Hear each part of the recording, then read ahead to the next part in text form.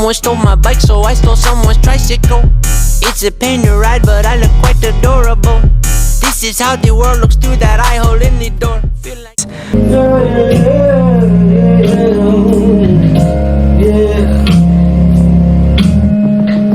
I am grateful for the things that you have done. They found her. She was arrested in Bessemer, and again, she's being held tonight with no bond. On 41 years, that is probably one of the most horrific scenes I've ever seen. Walking into that back room of that house. We don't have to hate him. He hates himself. One more. My ass gonna be high as hell. This is Jasmine Allen, a 35-year-old woman from Birmingham, Alabama, who, just hours after laying her cousin to rest, would allegedly open fire on her own family members at a backyard barbecue, killing her uncle and her great-uncle while shooting her own sister. But before we get to that night of December 6th, 2025, we need to understand what brought this family together in the first place. 6 days earlier, on November 30th, the Brown-Allen family experienced what would become the first tragedy in a chain of interconnected violence. Around 1:17 in the morning, deputies in Fairfield, Alabama responded to a person down call at 5051 Parkway Alley. What they found there would set everything else in motion. 29-year-old Jaori Markel Brown-Allen was lying on the ground, suffering from multiple gunshot wounds following what police described as a verbal dispute with a relative. The argument, whatever it was about, had escalated to the point where someone pulled a trigger multiple times.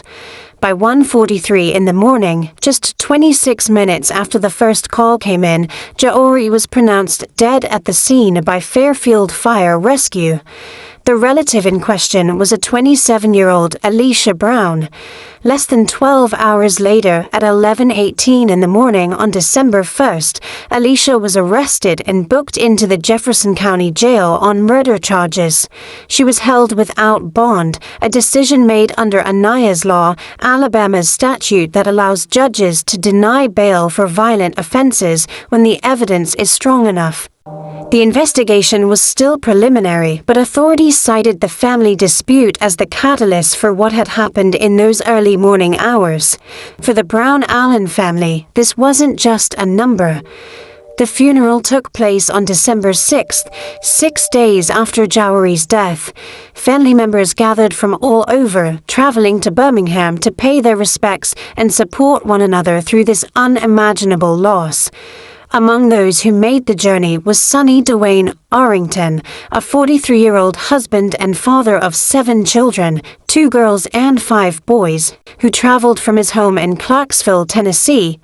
Sonny was Jasmine Allen's uncle, a beloved family member who, despite the circumstances, wanted to be there to honor his nephew and provide comfort to his relatives.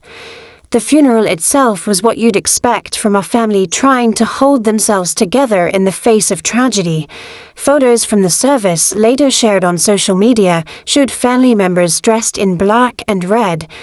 What nobody knew at the time was that this gathering, meant to bring closure and healing, was about to become the setting for something even more horrific. After the funeral service concluded, the family did what many families do after laying a loved one to rest. They gathered for a repast, a meal shared in community, a chance to be together and remember the good times. But this particular gathering would take place at a relative's home in the 1500 block of 20th Place in Ensley, a neighborhood in Birmingham's western section. And as the evening wore on and turned to night, something began to shift. But somewhere around 11:25 in the evening, something went terribly wrong. A domestic argument erupted, the kind of heated disagreement that families sometimes have when emotions are already running high. Grief has a way of bringing out the worst in people, of taking small disagreements and turning them into something explosive. And on this night, with the family still reeling from burying Jaori just hours earlier, whatever tensions had been simmering beneath the surface finally boiled over. What happened next would mark Birmingham's 78th and 79th homicides of 2025. According to Birmingham police, Jasmine Allen, the 35-year-old niece of Sonny Arrington and great-niece of Carlton Allen, allegedly opened fire on her own family members. But here's where the story gets even more disturbing. Jasmine didn't fire from inside the apartment where the gathering was taking place. She fired from outside.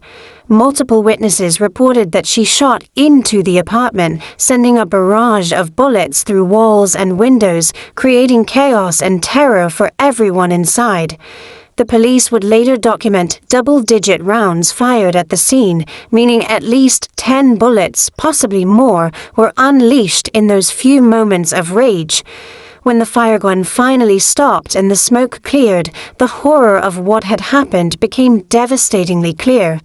Sonny Arrington, the father of 7 who'd traveled hundreds of miles to be there for his family, was dead.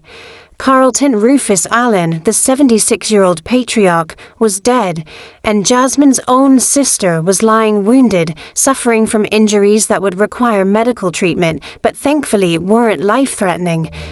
To someone close to this family who tells me Jasmine Allen is accused of killing her uncle and her great uncle, and they say the third victim that she is accused of shooting is Allen's sister. Now, the person I spoke to tells me that the family was hanging out at a relative's home on Saturday night on 20th Place in Ensley after they'd attended a funeral. Now, that funeral was for a loved one who was shot and killed last week in Fairfield. Now, officers say there was some type of disagreement before 35-year-old Jasmine Allen opened fire, shooting into the apartment. Sadly, we know that she killed 76-year-old Carlton Allen and 43-year-old Sonny Arrington. Now, I'm told that Arrington was a father of 7, and like you all mentioned, he was here visiting from Tennessee to attend that funeral. And tonight, we know that Jasmine Allen is currently being held in the Jefferson County Jail with no bond. Now, they found her. She was arrested in Bessemer, and again, she's being held tonight with no bond. I'm your reporter live tonight in downtown Birmingham. Both Sonny and Carlton were pronounced dead at the scene, their lives ending in the same place where they'd gathered to honor another family member whose life had been cut short. The cruel irony of it all is almost too much to process. The chaos inside that apartment in 20th Place in Ensley must have been absolute. Neighbors in the Tuxedo Terrace area heard the gunfire, heard the screams that followed. When police arrived at the scene, they found evidence markers scattered across the property, marking the locations where bullets had struck or where shell casings had fallen. While investigators were processing the crime scene, documenting the evidence, and trying to piece together exactly what had happened, Jasmine Allen was nowhere to be found. After allegedly firing those shots into the apartment where her uncle, her great-uncle, and her sister were gathered, she'd fled. But in today's world, with tips coming in from witnesses and modern policing techniques, it's hard to stay hidden for long. Within approximately 2 hours of the shooting, Birmingham Police Department's Special Enforcement Team, working in conjunction with the Bessemer Police Department, tracked Jasmine down. She was arrested in the 4700 block of Little Drive in Bessemer, Alabama, a city just west of Birmingham. It was around 1:30 in the morning on December 7th, about 2 hours after the shooting. The fact that law enforcement was able to locate and apprehend her so quickly speaks to either very good police work, very clear witness testimony, or most likely a combination of both. On December 8th, Jasmine Renee Allen was formally charged with 2 counts of capital murder and 1 count of attempted murder. Under Alabama law, capital murder applies when someone kills 2 or more people during the same criminal episode. The charge is as serious as they come. It carries the possibility of the death penalty. The attempted murder charge relates to the shooting of her sister, who survived the attack, but whose life was forever altered by what happened that night. Jasmine was booked into the Jefferson County Jail in Birmingham. For the capital murder charges, she was held with no bond. For the attempted murder charge, a bond of $60,000 was set, though as of the most recent reports, that bond hadn't been posted. What was going through Jasmine's mind in those hours after the shooting? Was she in shock, unable to process the magnitude of her actions, or was she still consumed by whatever anger or rage had driven her to pull that trigger in the first place? We may never know the answers to these questions unless she decides to speak about them in court or in interviews down the line. For now, she sits in jail awaiting trial, facing charges that could potentially end her life. Meanwhile, back at that apartment in Ensley, investigators were working to understand not just what happened, but why. Police have indicated that the shooting stemmed from a domestic argument, but they haven't publicly specified what that argument was about. Could it have been something related to Jaori's path in the funeral earlier that day? Was it old family business, long-standing grievances that finally erupted? What we do know is that reports have surfaced suggesting Jasmine was experiencing significant emotional distress following Jaori's murder. Reports indicate she may have expressed feelings of numbness and mentioned having nightmares the days following her cousin's murder. If true, this paints a picture of someone who was already in a fragile emotional state when the family gathered for the funeral. Grief has a way of bringing out the worst in people, but even understanding that someone might have been in emotional pain doesn't excuse what happened. Even acknowledging that the family was dealing with compounded trauma doesn't make it okay to open fire on your relatives. 7 children lost their father that night. Those kids whose ages haven't been publicly reported but who range from young children to possibly teenagers will grow up without Sonny Arrington. A GoFundMe campaign was set up to help Sonny's family with funeral expenses and to support his children through the holidays. In Carlton, Rufus Allen, 76 years old. He'd lived through the civil rights movement, through multiple wars, through decades of social change. He has probably seen his fair share of family drama over the years, as most people who live that long have. But nothing in his 76 years prepared him for dying at the hands of his own great niece, killed while attending a family gathering meant to honor another relative's memory. The tragedy of it is almost too much to comprehend. But here's the thing. As shocking as this case is, it's not entirely without precedent.